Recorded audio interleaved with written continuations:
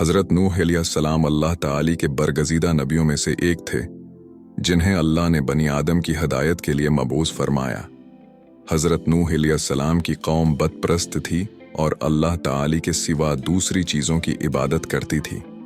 हज़रत नूह अलैहिस्सलाम ने अपनी कौम को अल्लाह की वहदानियत की दावत दी और उन्हें बत्तों की इबादत छोड़ने की तरगीब दी।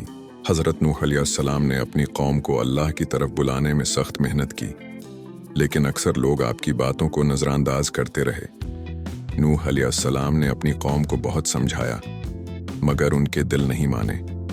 अल्लाह ताली ने हज़रत नूह अलैहिस्सलाम को बताया कि कौम के दिल सख्त हो चुके हैं और उनके ईमान लाने का वक्त गुजर चुका है। जब कौम ने हज़रत नूह अलैहिस्सलाम की दावत को रद्द कर दिया, तो अल्लाह ताली ने उन पर अजीम सैलाब भेजने का फैसला किया। हज़रत नूह अलैहिस्सलाम को अल्लाह ताली ने एक बड़ी कश्ती बनाने का हुक्म दिया, जिसमें हर किस्म के जानवरों की जोड़ी और मोमिनों को सवार करने का कहा गया। हज़रत नूह अलैहिस्सलाम ने अल्लाह के हुक्म के मुताबिक कश्ती बनाई और जब सैलाब आया तो हर चीज़ पानी में बह गई। कश्ती में सवार होने वाले मोमिन और जानवर महफूज रहे।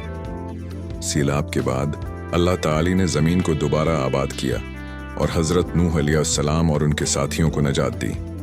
हज़रत नूह अलैहिस्सलाम की दास्तान हमें सब्र, ईमान और अल्लाह की तरफ से आजमाइशों में साबित कदम रहने का दर्स देती है। उनकी ज़िंदगी ये बताती है कि अल्लाह के पैगाम को पहुँचाना और उस पर ईमान रखना बहुत अहम है, चाहे हालात कैसे भी हों।